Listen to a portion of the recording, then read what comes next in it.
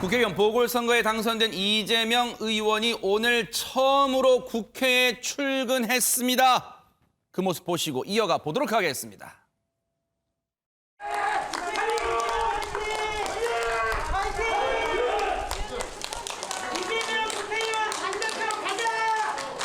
국민의 충직한 일꾼으로서 또 대한민국 헌법기관으로서 무거운 책임감을 느끼고 최선을 다하겠다는 말씀을 드립니다.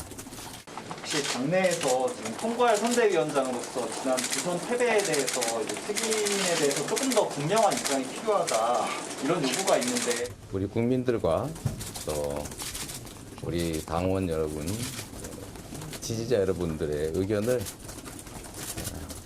낮은 자세로 겸허하게 열심히 듣고 있는 중입니다. 허주연 변호사님, 국회 첫 출근길이 아니라 뭐 출정식인 줄 알았어요. 무슨 팬클럽 콘서트장 보는 것 같은 그런 기분이 드는데요. 네.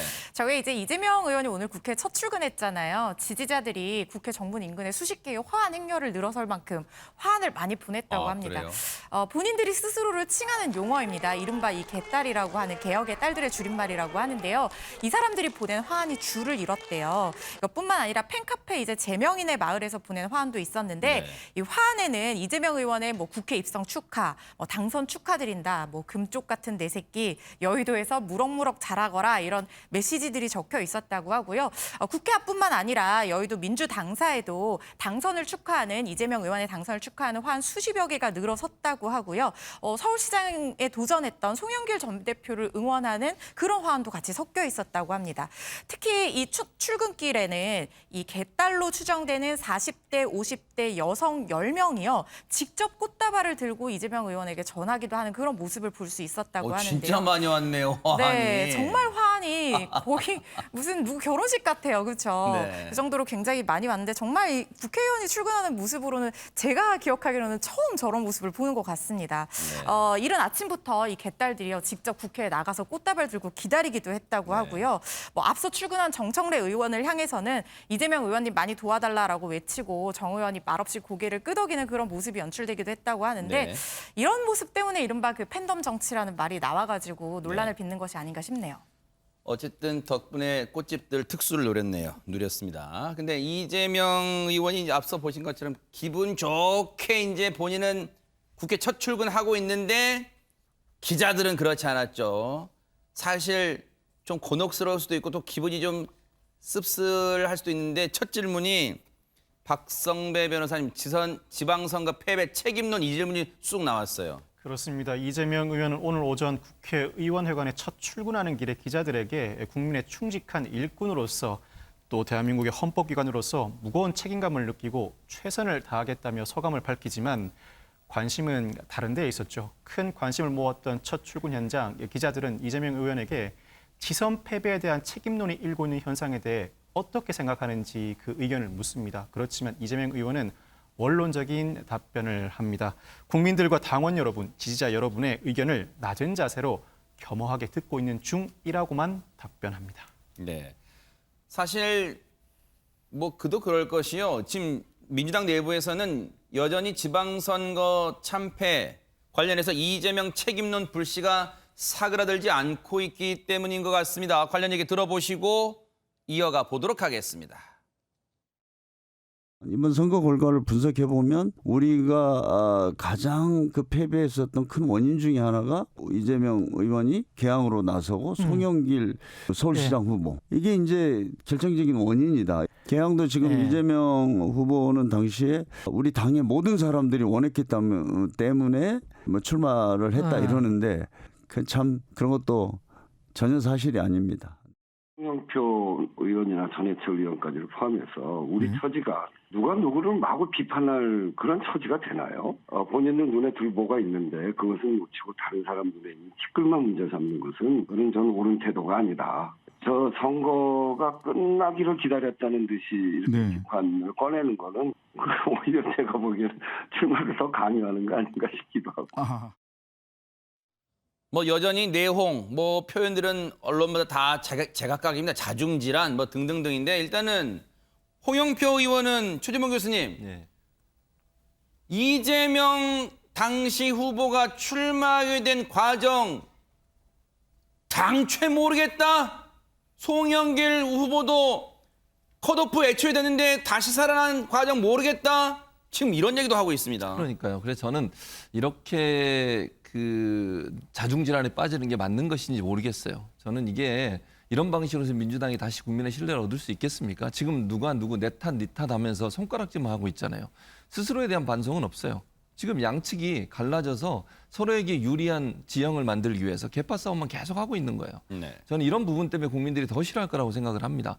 그러니까 이번 지방선거 같은 경우 물론 이재명 그 후보, 당시의 후보가 책임이 없다고 볼 수는 없어요. 총괄선대위원장을 맡고 있었고 선거를 어쨌든 진두지휘 했기 때문에 그분의 책임이 없다고 볼 수 없죠.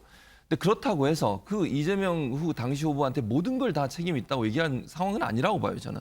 기본적으로 왜냐하면 민주당 같은 경우에 성비위 사건 때문에 얼마나 또 논란이 있었습니까? 비대위원장 간에 갈등이 있어가지고 그것 때문에 얼마나 또 논란이 있었습니까? 그리고 구도적으로 봐서 대통령 취임하고 20여일 만에 치러지는 선거예요. 네. 기본적으로 국민들 입장에서는 새로 취임한 대통령이나 그 당에게 힘을 좀 실어줘야 한다는 여론이 형성될 수밖에 없는 구도가 형성돼 있었어요. 네. 불리한 상황에서 싸움을 하는 거였죠. 그런 상황에서 패배를 했습니다. 패배는 어느 정도 정해져 있는 수준이었다고 보여지는데 물론 뭐 송영길 전 대표나 이재명 후보에 대해서 비판할 수 있다고 봐요. 그런데 그 모든 책임을 그 두 사람한테 다 지우는 게 과연 맞느냐? 저는 아니라고 봐요. 민주당에 있는 의원들은 그럼 아무 잘못이 없습니까? 국민들에게 신뢰를 잃었을 때 홍영표 의원도 마찬가지라는 생각이 들어요. 이분은 과연 그러면 본인은 아무런 책임이 없다고 얘기하고 계시는 건지. 그래서 지금 이런 상황에서는요. 뼈를 깎는 아픔과 성찰이 있어야 되는데 스스로를 돌아볼 수 있는 반성부터 해라. 네. 책임 있는 사람에서 책임을 묻되 그 책임 안에는 본인도 포함시키는 게 저는 필요하다고 생각해요. 네. 그게 국민들이 원하는 모습이라는 생각이 듭니다. 그런데 이재명 책임론을 꺼냈던 홍영표 의원이 지금 곤혹스러운 상황에 빠졌다면서요, 안진용 기자님. 네, 라디오 방송에 출연해서 홍영표 의원이 발언을 한 후에 홍 의원 이 사무실에 비난 대자보가 붙었습니다. 이 내용을 보면은요, 치매가 아닌지 걱정된다는 등의 내용이 무려 3m 가까이 붙어 있었는데요. 지금 보시는 바로 저 사진입니다. 네. 게다가 이제 어제 걸렸는데 어제가 공휴일인 현충일이었죠. 그래서 지역구 사무실이 비어 있었습니다. 이렇게 출입문과 복도에 연결하는 대자보는요, 이날은 출근하는 직원이 없었기 때문에 상당 시간 그 자리에 걸려 있던 것으로 전해졌습니다. 네. 이재명 책임론이 여전히 사그라들지 않고 있는 배경에는 뭐 당권 경쟁, 이제 전당대회가 이제 8월입니다만 민주당 전당대회가 이에 대해서 이재명 의원도 뭐 감지하고 있을 거예요. 자신을 둘러싸고 지금 이런 이 자중질환이 일어나고 있다. 관련해서 어떤 입장을 취하고 있을까요? 한번 들어보시고 이어가 보도록 하겠습니다. 전당대회 출마 관련해서 계속 여러 가지 얘기들이 나오고 있는데요. 제가 국회 0.5선 초선으로서 무거운 책임감을 느끼고 있고 해야 될 일이 상당히 많이 있다고 보여지기 때문에 아직까지 전당대회 부분에 대해서는 시간이 많이 남아 있어서 깊이 생각해 보지 않았습니다. 네, 이재명 의원이 일단 0.5선 초선이다. 보궐선거로 들어왔기 때문에 0.5선이란 말을 한 것이 공교롭게 절반 정도 임기가 남아 있네요. 국회의원 임기가. 무거운 책임감을 느끼고 있다. 그런데 이재명 의원이 지금 당권에 도전할 것인가 여기가 지금 초미의 관심이잖아요. 민주당뿐 아니라 지금 여권에서 또 정치권에서도 다 관심일 텐데 민주당 내부에서 이런 목소리가 나오고 있답니다. 먼저 들어보시고 이어가 보도록 하겠습니다. 더불어민주당의 대권 후보가 당권 주자가 되면 특정 진영의 대표성이 강화되거든요. 그러니까 중도를 잡기가 굉장히 어려워지는 한계가 좀 있어서 당내 세력은 좀 모을 수 있는데 반면에 그것을 얻는 반면에 민주당은 지지하지 않는데 이 대권 주자를 지지할 수 있는 쪽을 놓치는 또 그런 우를 범하거든요. 특히 더불어민주당은 대권 후보가 당권을 잡으면 당이 항상 시끄러웠습니다. 내분이 생기고. 제가 보기에는 이재명 책임론의 핵심은 나오지 않으면 오히려 이상할 것 같은데요. 오히려 책임지는 게 당대표에 그러니까 나서서 다시 그러니까 재건하는 게 책임지는 거다 이런 말씀이신가요? 이미 출마를 했고 그냥 제 비유가 적절할지 모르겠습니다만은 자전거를 타고 굴리기 시작했어요. 근데 이게 멈추면 글쎄요 넘어지는 거죠. 김현주 평론가님 사실 뭐 민주당 내부 분위기도 상당수 그러겠습니다만은 특히 여권 뭐 정치권에서는 거의 이재명 의원의 당권 도전을 기정사실화하는 분위기입니다. 네, 저도 그런 쪽에 무게가 실리는데요. 저는 그 이재명 그러니까 의원이 됐죠. 이재명 의원의 그 표정과 어조 같은 것에서 저는 좀 그런 것을 감지하는데요. 기존의 그 대선 후보에서 후보 당시에 유세를 할 때 보면은 그 특유의 어조가 있습니다. 그리고 상당히 듣는 사람으로 하여금 흡인력이 있는 그리고 뭔가 본인의 의지대로 그것을 잘 청취하게 만드는 그런 어조가 있죠. 강한 어조로 좀 이야기를 하는 편인데 사실 대선 패배 이후에 다시 지선해서 총괄선대위원장으로 나설 때도 분명히 그 태도에는 변함이 없었다고 저는 생각이 됩니다. 네. 상당히 자신감 있는 어조로 과반 이상을 가져오겠다 이런 목소리를 높였었는데 이 본인이 보궐선거에 나서고 나서 중반 이후의 레이스에 그때부터 목소리가 굉장히 좀 작아지기 시작했다고 저는 느꼈거든요. 물론 판세가 좀 기울어서 그런 것도 있지만 비공개 유세를 하겠다 이렇게 본인이 좀 운동의 변화를 가져오면서 굉장히 좀 표정도 어두워지고 특유의 어조도 좀 가라앉고 저는 이런 느낌을 받았거든요. 근데 이제 그것이 지선에서의 패배에 대한 책임감으로서도 그럴 것이 있을 것이고 또 당내의 여러 자중질환 같은 것을 염두에 둬서 그런 것일 수도 있겠지만 본인이 굉장히 몸조심을 하지 않나라는 저는 그런 생각을 해보게 됩니다. 그리고 오늘 기자들과의 일문일답에서도 지금 청취 중이다. 전당대회가 사실 8월이면 얼마 남지 않았거든요. 지금 이런 사태를 수습하고 전당대회까지 가려면 굉장히 짧은 시간인데도 불구하고 아직 시간이 많이 남았기 때문에 깊이 생각해보지 않았다라고 대답을 했거든요.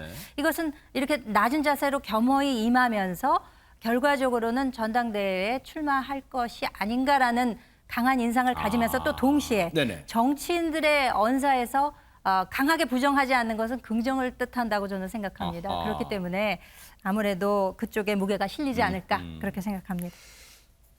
사실 거의 그렇게 보는 분위기 같아요. 이제 언제 그게 기정사실화되면서 선언하느냐 그 문제인 것 같은데 아직은 뭐 단언할 수는 없지만요. 그런데 이런 가운데 앞서 이재명 의원의 든든한 응원군이 이른바 개딸로 불리는 개혁의 딸들, 이 팬덤 여성 지지층 뭐 그런 얘기 했잖아요. 근데 개딸들에게 투표권을 주냐 마냐 문제가 지금 새로운 문제로 급부상한다. 이게 대체 무슨 말입니까, 허지원 변호사님? 이게요. 이 민주당이 8월에 전당대회를 앞두고 있잖아요. 네. 이 전당대회에서 차기 당대표를 선출을 하게 되는데 아시다시피 이 당대표는 공천권을 지게 되잖아요. 2년 후 총선이 있습니다. 그러네요. 그래서 이 당대표가 누가 될 것인지가 초미의 관심사고 특히 이재명 의원이 이 당대표에 출마해서 당권을 잡을 것이냐 그래서 또 하나의 방탄조끼를 입을 것이냐 일각에서 주장에 따르면 뭐 이런 거에 대한 관심도 지금 굉장히 뜨거운 상황이에요. 그래서 이 당내 선거 투표권과 관련해서 기존의 룰이 있습니다. 그런데 이 룰을 지금 바꾸자는 목소리가 나오고 있는데 룰을 바꾸게 되면 이재명 의원에게 유리해질 수 있다. 이런 분석이 나오기 때문이에요. 왜요? 구체적으로 말씀을 드리면 지금 민주당 당규에 따르면 선거권을 행사하려면 이제 6개월 전에 입당을 해야 되고요. 12개월 내에 6번 이상 당비를 납부한 사람만 투표권을 행사할 수 있도록 규정이 되어 있어요.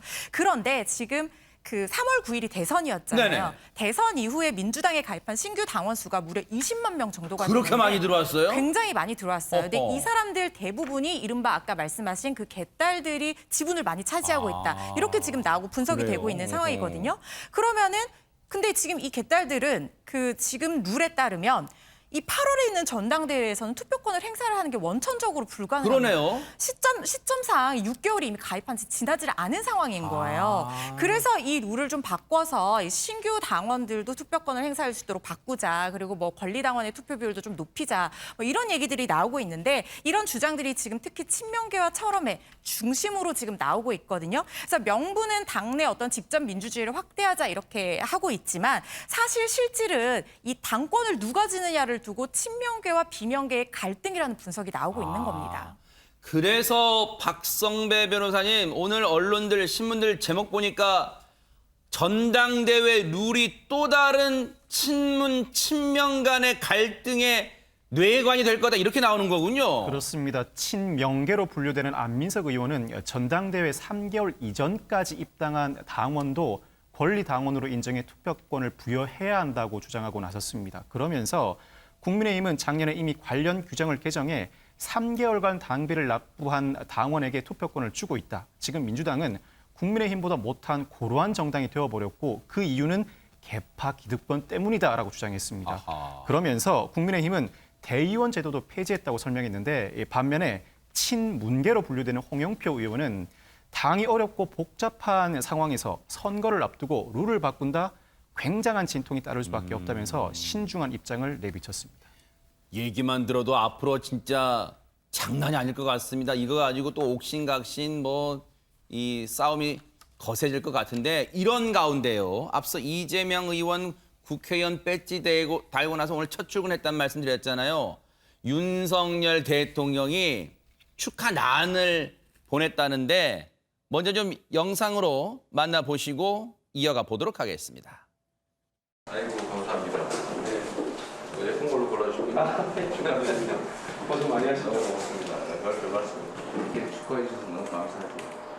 그래서 국장에 여러 가지 어려움들이 있겠지만 저희 입장에서도 다 나라 잘 되자고 하는 게 있니까 같이 할 거 같이 하고 저희가 하는 일들이 부당한 게 아니고 또 합리성이 있으니까 좀 수용도 해주시고 그래서 계속 여야를 먹는 거고 만나서 소통하고 소주라도 한잔 하면서 해야 될 일이 있으면 하자 이런 생각을 가지고 계시니까 과거 대통령들보다는 좀 많이 만날 수 있는 기회들을 좀 만들지 않으시겠나 저는 이런 생각을 가지고 있습니다.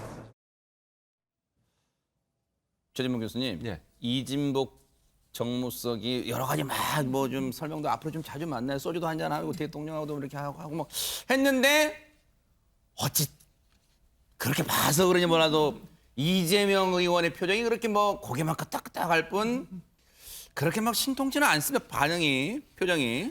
이제 두 분이 서로 만나고 처음 만나고 카메라가 돌아가니까 특별히 그냥 의례적인 인사를 하는 거죠. 그러니까 아마 이재명 지금 의원도 그런 얘기를 했잖아요. 우리가 반대하는 것이 나라 잘 되자고 하는 거니까 좋은 얘기 좀 수용해 주시고 이러면서 부드럽게 얘기하고 또 이진복 수석도 이제 윤석열 대통령은 본래 다른 사람 만나는 거 좋아하고 이렇게 소주 하는 거 좋아하시니까 같이 만나서 그럴 기회도 많이 있을 겁니다. 이렇게 이제 덕담을 나누는 거죠. 사실 처음 이제 의원회관에 출근했는데 덕담 나누지 거기서 화낼 수는 없는 거니까요. 근데 앞으로 어떤 상황을 펼쳐질지를 두고 봐야죠. 네. 아무래도 이제 이재명 의원 입장에서는 본인이 이제 0.5선이긴 하지만 대선을 만약에 꿈꾸고 있다고 하면 의정 활동에서 뭔가 실적을 내야 돼요. 국민들이 볼 때.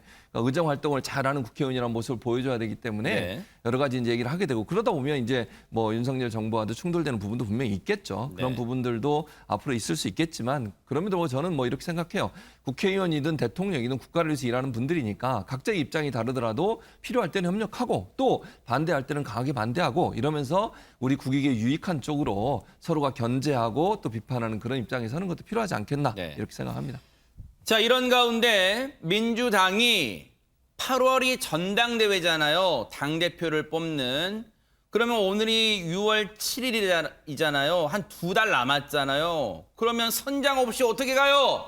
새로운 비대위원장 여러 사람이 하마평 올랐는데 오늘 드디어 민주당의 새 비대위원장이 추인됐습니다. 누군지 만나보시고 이어가 보도록 하겠습니다. 우상호 의원은 비대위원장으로서의 방금 의원님들의 동의를 얻었는데요. 먼저 당내 인사가 좋겠다라는 의견이 있었고 또 현역 의원이 조금 더 우세한 그런 의견이 있었고요. 우상호 의원의 경우에는 국회의원 또 선거 불출마 선언을 하신 만큼 대선 이후에 치우치지 않고 중립적으로 우리 당에서의 여러 중요한 비대위의 역할을 있어서 리더십을 발휘할 수 있을 분이라는 기대감이 있습니다. 리더십 얘기도 나왔습니다만 혹시 우상호 의원 사선입니다. 사선의 중진인데 어느 정도 예견됐습니까? 뭐 사실은 예견 반반이었어요. 그러니까 왜냐하면 외부에 있는 분들을 모시고 와야 될지 아니면 내부에서 이걸 뽑아야 될지 하는 부분에 논란이 있었는데 제가 볼 때는 이제 관리형 비대위가 될 수밖에 없어요. 지금 8월 전당대회 말씀하신 것처럼 2개월 정도밖에 시간이 없거든요.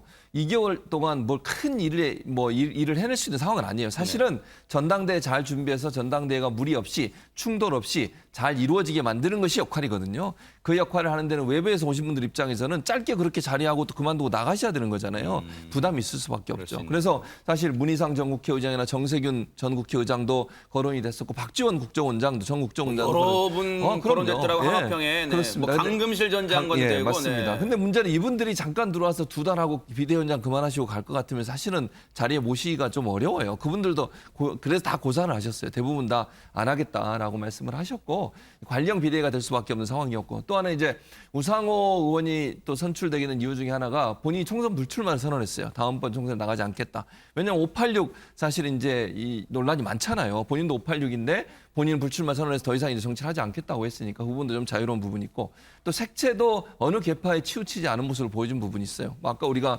그 싱크도 들었습니다만 이재명 후보에 대해서 상당히 비판적인 입장을 보인 적도 있었고 그래서 이런 부분들이 결국은 당내 여러 의원들이 계파색이 짙은 사람은 사실은 될 수가 없거든요.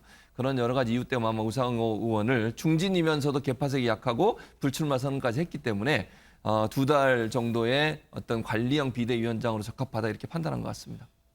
김현주 평론가님, 물론 상대 당의 새로운 비대위원장이긴 합니다만 한 일주일간 언론들의 표현은 민주당의 새 비대위원장은 누가 되든 간에 독이 든 성배를 드는 자리야. 그래서 사실 거론됐던 분들도 나 안 해. 나 안 할래. 손살에 쳤던 자리이기도 해요. 그렇다면 관리형 비대위원장에 제일 적합해서 우상호 의원, 4선 중진의 86 좌장격인 우상호 의원이 추인됐습니다만 이게 뒤집어 보면 앞으로 우상호 비대위원장이 하는 행동 따라서 그 행동 하나하나 놓고 친문재인계와 친이재명계가 사사건건 비대위원장 똑바로 하세요라고 할 수 있단 말이에요, 충분히. 그렇죠. 그러니까 모든 분들이 다 고사를 한 거 아니겠습니까? 주로 원로급으로 여겨지는 분들한테 하마평이 많았습니다만 그분들이 다 손사래를 그렇죠. 쳤다는 거 아니겠습니까? 지금 2달 정도밖에 안 남았기 때문에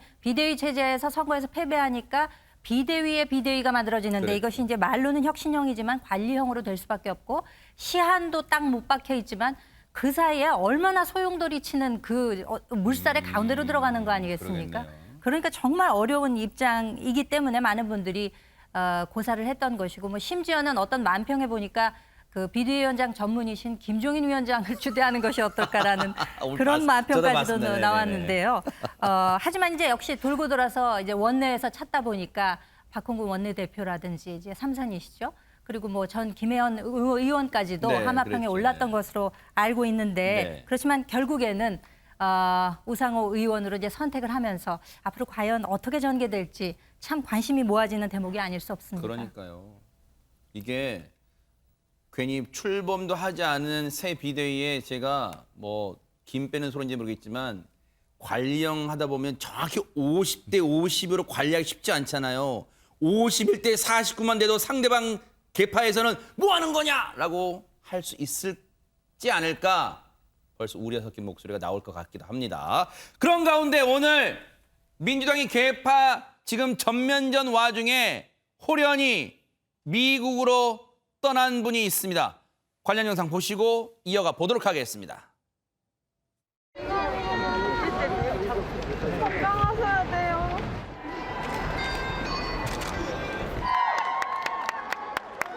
강물을 잘 압니다. 강물이 직진하진 않지만 그러나 먼 방향을 포기하지도 않습니다. 휘어지고 굽이쳐도 바다로 가는 길을 스스로 찾고 끝내 바다에 이릅니다. 사랑과 정의, 상식과 열정이 승리한다고 저는 믿습니다. 1년 뒤에 제가 조금 늙더라도 혹시 몰라보시는 분 없기 바랍니다. 열심히 하겠습니다.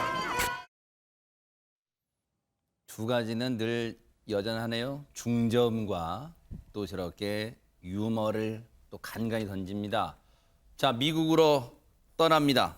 떠났습니다. 이낙연 전 대표. 안진영 기자님, 사실 대선 경선 패배 이후에도 뭐 쭉 나왔습니다만 이 시기, 이 타이밍 뭐 혹시 배경이 좀 있습니까? 어떻습니까? 일단은 당의 내용을 뒤로 하고 오늘 출국 비행기에 몸을 실었는데요. 본인의 얘기는 1년 동안 일단 예정을 하고 있고 실질적으로는 조지 워싱턴 대학에 있는 한국학 연구소에서요. 방문 연구원 자격으로 향후 한반도 평화와 국제 정치를 공부할 계획이라고 밝혔습니다. 그러면서 이 강물은 바다를 포기하지 않는다는 말을 썼는데요. 이거는 고 노무현 전 대통령이 즐겨 쓰던 표현이기도 했습니다. 네. 이 표현에 맞춰서 이 지지자들도 100여 명 정도 모였는데 네. 바다에서 다시 만나자. 우리의 바다 이낙연 등의 이런 플래카드를 들고서는 출국하는 이낙연 대표에게 인사를 전하기도 했습니다. 네. 하지만 일단 이낙연 전 대표가 실질적으로 1년을 채울지 여부에 대해서는 얘기가 많이 있습니다. 왜냐하면 아무래도 이 민주당이 현재 내용을 겪고 있는 상황이기 때문에 조기 재등판할 가능성이 남아 있다는 거죠. 미국에서 행보를 보면은요, 일단 이 공부 외에도요, 미국에 있는 정부 의회나 이런 여러 인맥들을 쌓는 시기가 될 것으로 보이고요. 아무래도 이 대표가 당초 계획과는 달리 민주당 내부에서 많은 로브콜이 있다 보면은요, 1년을 채우지 못하고 돌아올 것이란 주장 역시 나오고 있는데, 하지만 그 반대 의견도 있습니다. 어떤 얘기냐면은요. 현재 이제 이재명 의원 같은 경우는요, 조금 전에도 보셨다시피 끊임없이 책임론이 나오고 있죠. 그렇죠. 이런 모습을 반면 교사 삼아서 아마 급하게 돌아오기보다는요, 적정한 시간을 두고 본인의 다음 일을 도모할 것으로 보인다는 의견에도 무게가 실리는 분위기입니다. 그러니까요. 일단은 숨고르게 하는 것 같아요. 이낙연 전 대표 자신의 일단 정치 역정에서요. 앞으로 또 새로운 어떤 정치 방향, 어떤 길 모색할지 한번 보겠습니다.